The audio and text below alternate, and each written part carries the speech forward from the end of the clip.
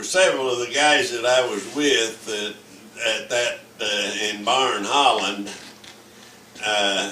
that had signed up for Pacific duty, and depending on what your Army serial number was, mine was A118234, which was Windsor, Ontario district, and depending on what your number was, what area you were from, determined what regiment you would go to for Pacific duty.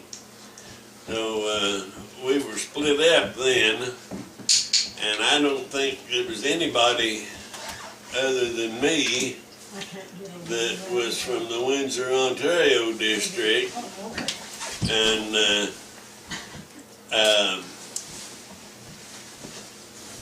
I went someplace in Belgium, I'm not sure, Antwerp, I believe, to the airport, and got on a airplane, Canadian Air Force plane, a Douglas Dakota, they called them. I don't know what the actual number was, but they just called them Dakotas, and flew back to England. And I know it was raining the day when we left the airport, and we started climbing after we got off the ground and got through the rain clouds. And that was the first time I'd ever been in any kind of a plane other than just a little dinky barnstorming plane, carnival plane or fairgrounds plane or something. But I know it didn't have any padding in the seats. It was just seats down each side of the fuselage inside there, just metal, more or less bucket seats. Metal bucket seats is about what it amounted to. And but we got above the rain clouds, and the sun was just as bright as it could be, and the sky blue, and all the clouds below us were white, and just looked like rough country, level areas and hilly areas, and once in a while a big tall peak just as white as it could be, like snow. And I thought how nice that looked. And it didn't take very long to fly across the channel from Belgium into England. When we landed someplace, I don't know what airport it was or anything, but it was not too far from London. And I was taken to a military barracks around London, which there was any number of them, and told it would be a few days before I'd be on a plane or on something to go back to Canada. This was in July of 1945, and I looked around London and got acquainted with another boy that was from northern Ontario, and we kind of buddied around and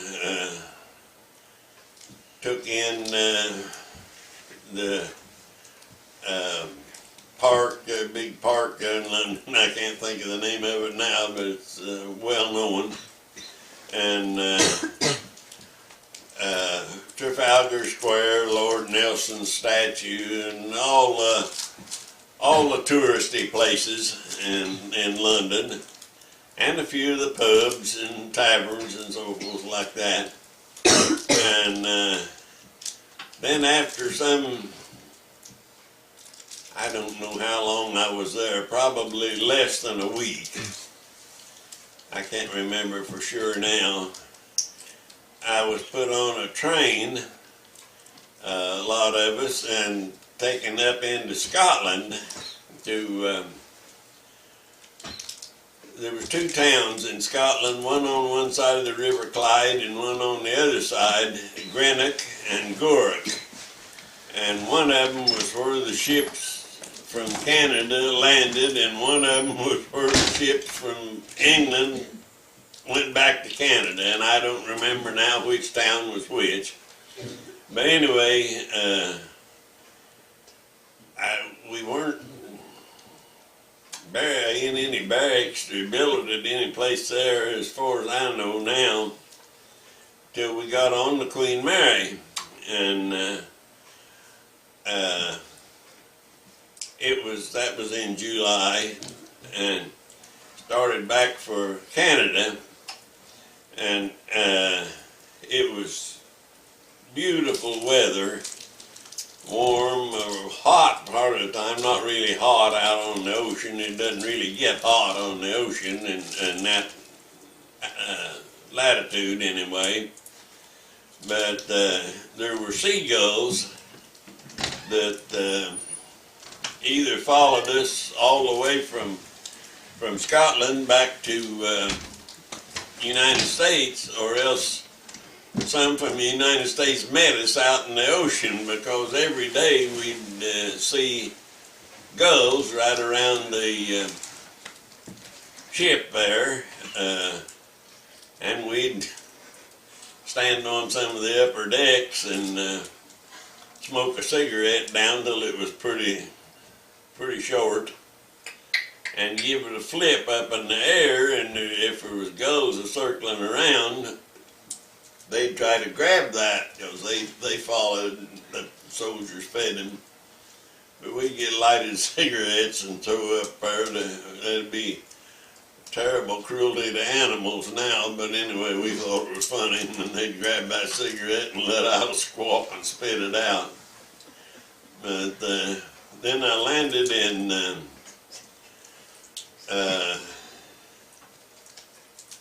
New Jersey. I can't remember the name of the town. Anyway, it was right close to New York City, and was put on a train, the Lackawanna Railroad, and we went to London, Ontario, up through upper New York State, and I don't know whether we went across into Quebec. I don't remember how. Anyway, we were on that railroad, and it took, I think, maybe only one night. We were on the train and went to Lansdowne Barracks in London, Ontario, and they went through our papers and so forth, and wrote us out. We were supposed to get 30 days leave from the time we left, or from the time we were in London, Ontario, till we were to report back there, and then would be sent eventually to Kentucky to train for Pacific duty. But when they were processing my papers, they saw Morgantown, Indiana was my destination, and they said,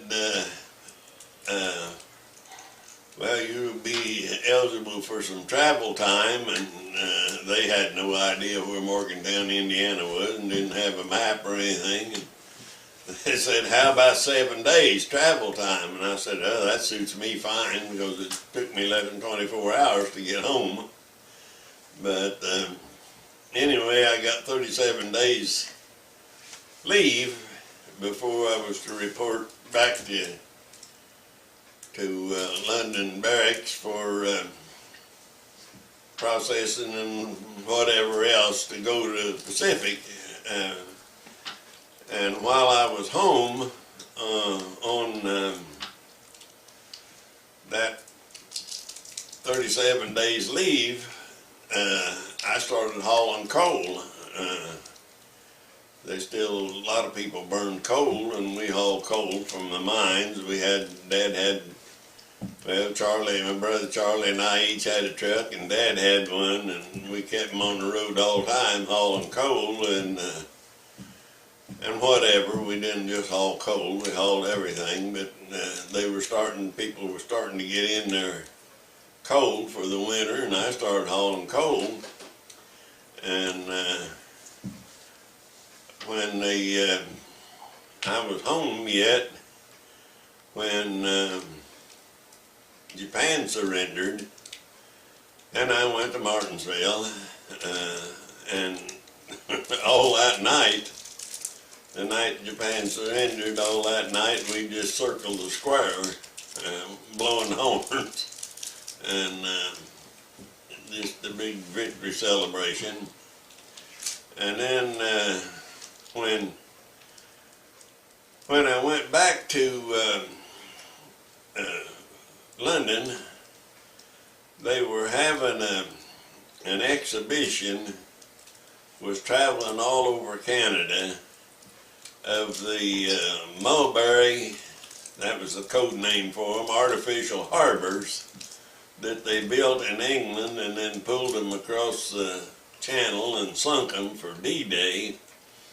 And they had a model of that, and it was all fixed till the real harbors were floated, and they'd float up and down with the tide and twist and turn.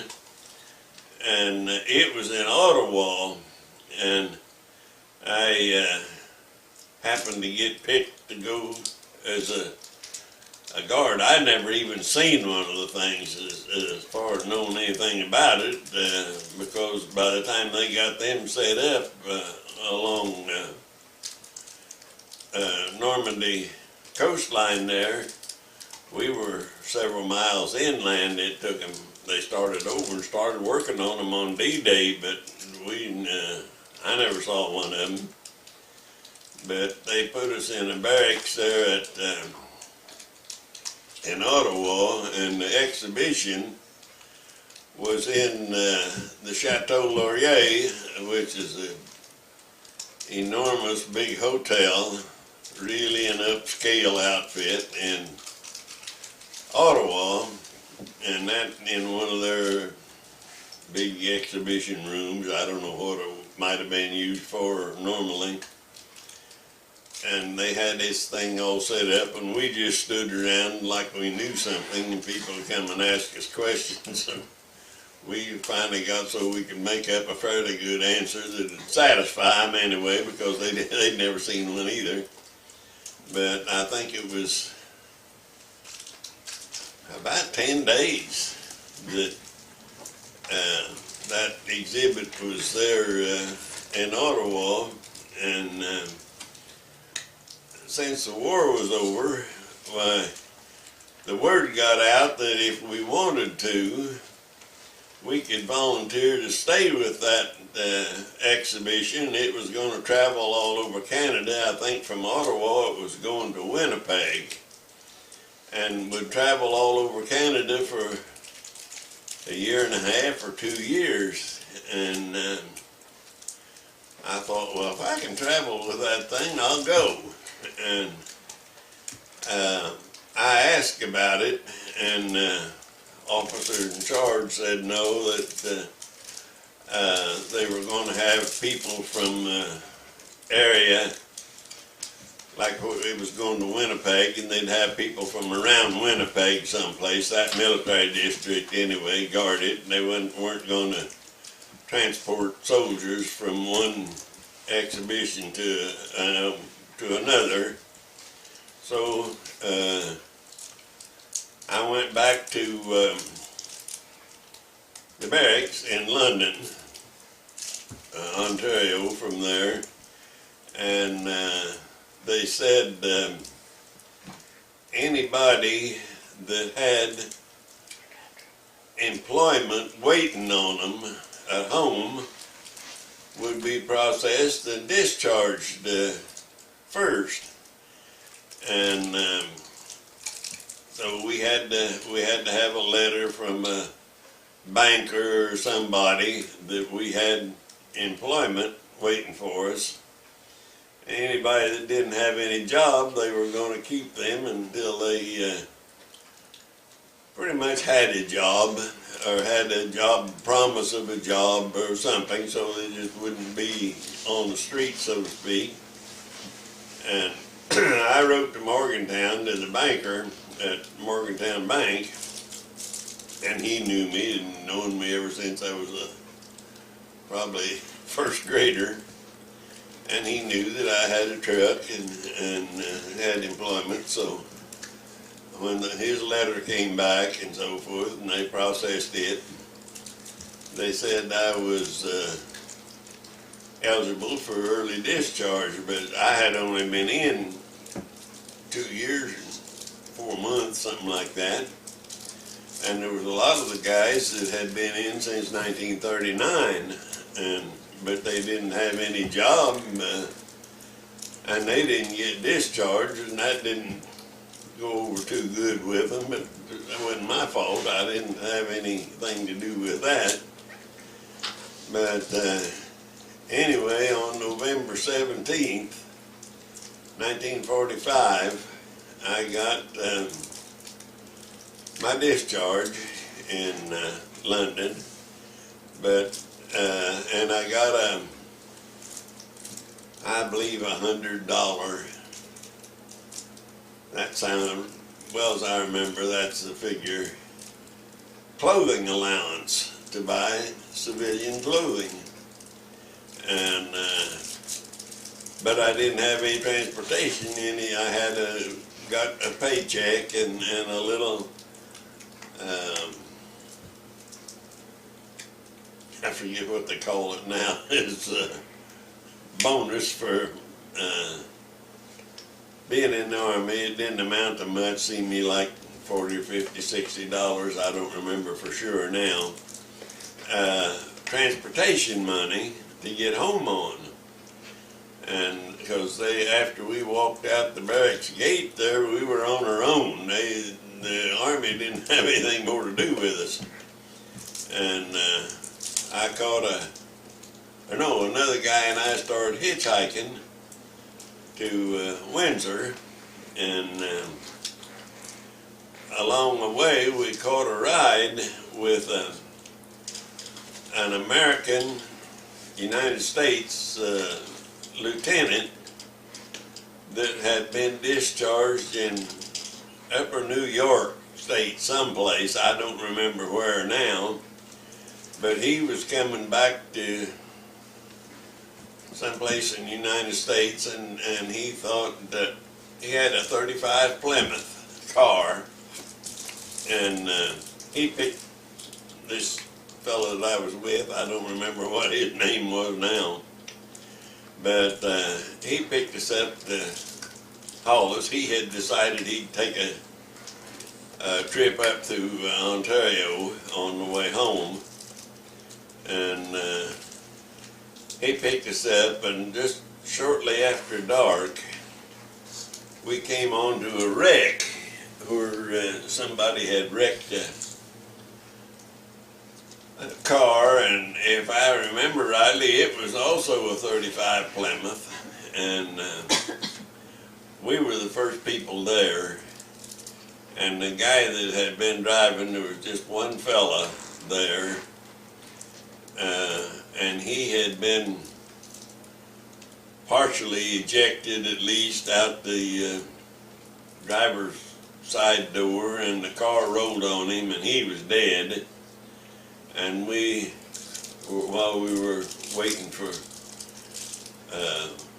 police to come, there was a car come along there right shortly after we got there. There wasn't much traffic on the road, but there was somebody come along, and we flagged him down and told him to report the next town, and we'd stay there with the wreck.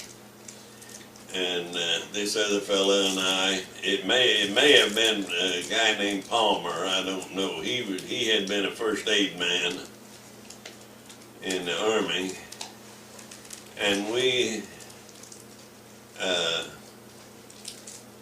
this fellow that had been killed in the wreck, we went through his pockets and so forth, and he had just been discharged that afternoon too.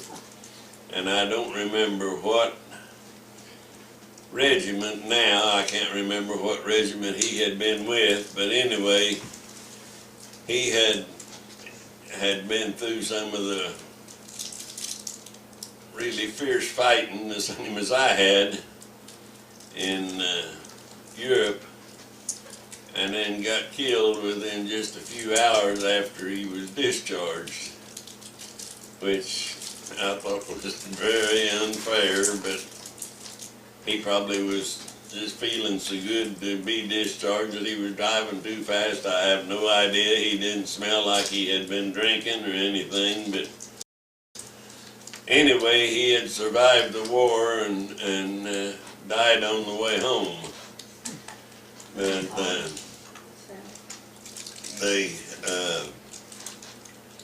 I made it back to Windsor and bought some clothes, because clothing was cheaper in Canada then than it was in the United States, and I knew I could get it back across the border without any problem, and I bought, I don't remember what all now, 2 or 3 pair of pants and a jacket or 2 and a pair of shoes and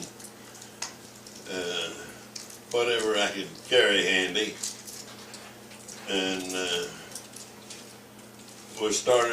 was on the way home. And I had also in my kit bag, besides my clothing, I had a German, 2 German pistols and a Canadian Army pistol,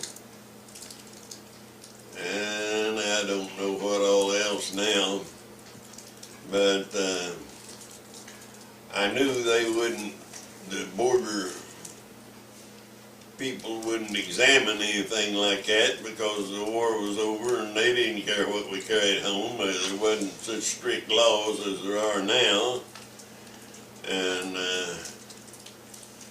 so I never had any problem getting that stuff home.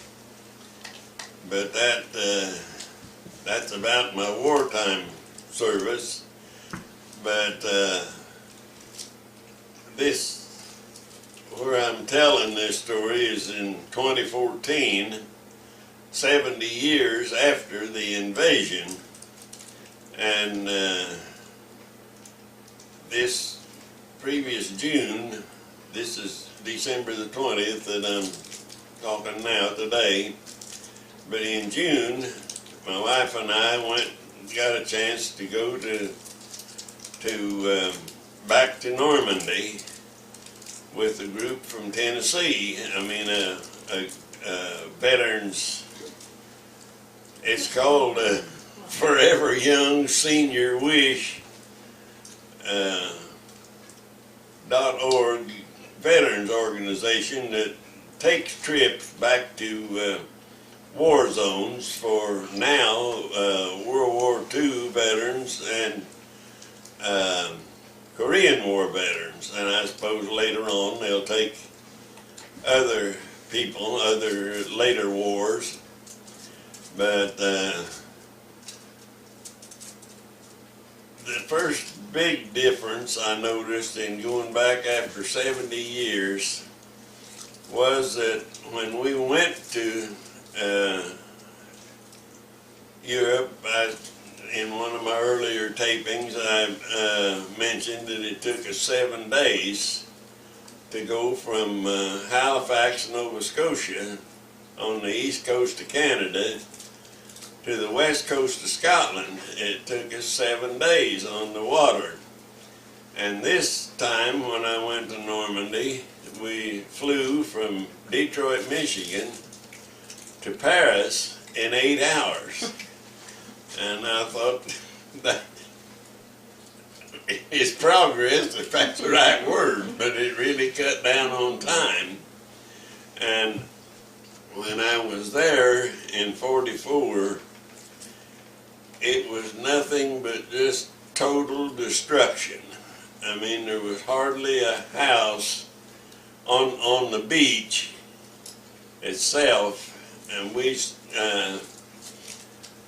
our hotel this year was in Courcelles-sur-Mer, and that's where the 3rd Canadian Division landed in that area.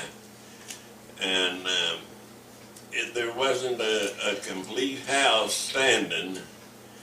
It was just, there were some of them that were more or less upright, but they had holes in the walls and roofs blown off, and several of them had burned, and it was disaster. Just total destruction. It's about the only way you could describe it. And this year, 70 years later, it was just absolutely beautiful. All the houses had been rebuilt in the same style and with the same material. The stone, the houses were all stone, and they had used the same stone. If it was big enough to be used in the building, it was. And I noticed outside of, in the countryside on Normandy there, a lot of fields would have fist-sized rocks showing in the field, and I can't remember that being there 70 years ago, so I suppose that they rebuilt the houses with all the stones that were big enough to use for building, and the little rubble that was left over they just hauled out and dumped on the fields. I don't know, I didn't talk to anybody, but that's just what it looked to me like they had done. And the flowers, it was the 70th anniversary, and they were making a big deal out of it. President Obama was there, and President of France was there, and the Queen of Denmark was there, and the Queen of England was there. We spent more time than we actually got to look at different things, stuck in traffic on the bus that we were on. But the town of Caen, which we captured finally in August, it was supposed to have been captured D-Day, but they didn't get it done, and we finally captured it in August, 1st of August, and it was, they had to bulldoze the streets open till the traffic could go through, because there was just stone. It was just a rubble pile was all it was. And now it's a beautiful city, and you can tell every section of the town of not what year it was rebuilt, but in the order it was rebuilt. The first part of town, the down would be called the downtown area, I guess, or town center, would have been rebuilt first. And when we were there, besides the piles of stone and lumber building material, was big tree stumps. Caen is an old town, dates back before 1000, and there was big trees, just the remains of big trees. There was nothing more than 15 or 20 feet tall, but of course they were all taken out and all replanted, and it has big trees in it that's 60, 65 years old, and you can tell what the sections of town about that were rebuilt all the same time. In any section of town, the trees are all the same size, whether they're so big or it looks so strange. I don't know how many other people noticed that about it, but it was just pretty much a history, or pretty much a picture of when it had been rebuilt, and the people in the town and all over Normandy were so friendly. And when we were there in 1944, it wasn't that way. Well, to be real honest, I think they would have preferred the Germans stay there than for us to come through, because the Germans had treated them pretty well, and we were a little bit rough. The Canadian Army, maybe all armies were, I don't know, but the Canadian Army, being all volunteer outfit, was maybe a little rougher than some outfit. If we saw something we wanted, if it was a big jug or big barrel of wine that was locked up, we shoot a hole through it. And I'm not proud of it now, but everybody else was doing it, and I wanted to be part of the crowd, I guess.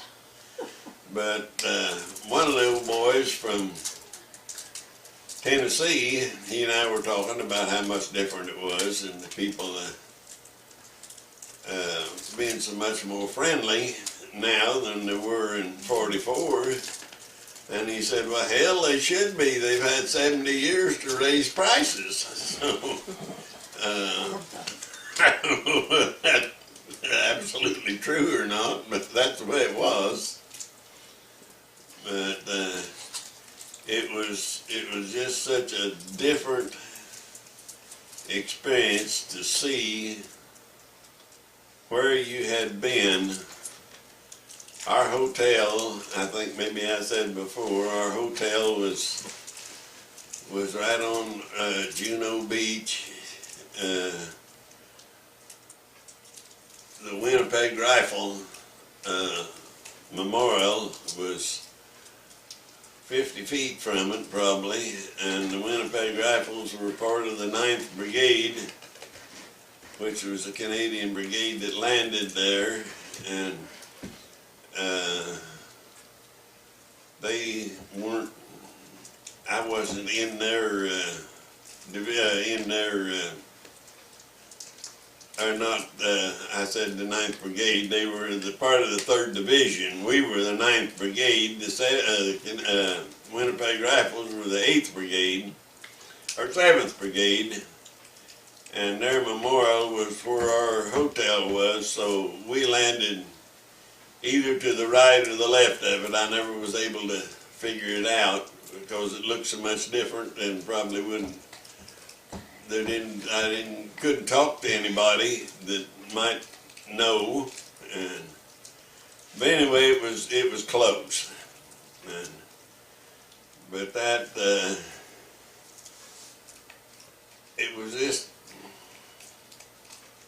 was a trip of a lifetime to go back. It brought back some good memories, and it brought back a whole bunch of bad ones. And I have heard from several of the people that were on the trip with us. And I met some people from Canada that were there for the 70th anniversary. I got a letter from a little girl out in British Columbia. Her dad caught up with me going into the dining room of the hotel and handed me a letter. Said it was from his little 7-year-old daughter in Victoria, British Columbia. And the outside of the letter said, for a Canadian soldier. And she had written it and given it to him and told him to give it to a Canadian soldier. And I thought how strange it was that he gave it to a Canadian soldier, but the Canadian soldier wasn't a Canadian. It's just something that can't be explained. And I had the tour guy, a tour leader, read the letter that night to the dinner group there. We were going into the hotel for dinner. I had her read it, and then the next day when I was interviewed on the beach, I read it for that DVD, which I've since received one of them from the group. But it's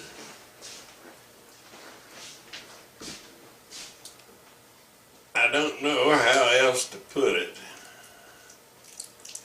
but it all boils down to the fact that I've lived a hell of a lot in my time.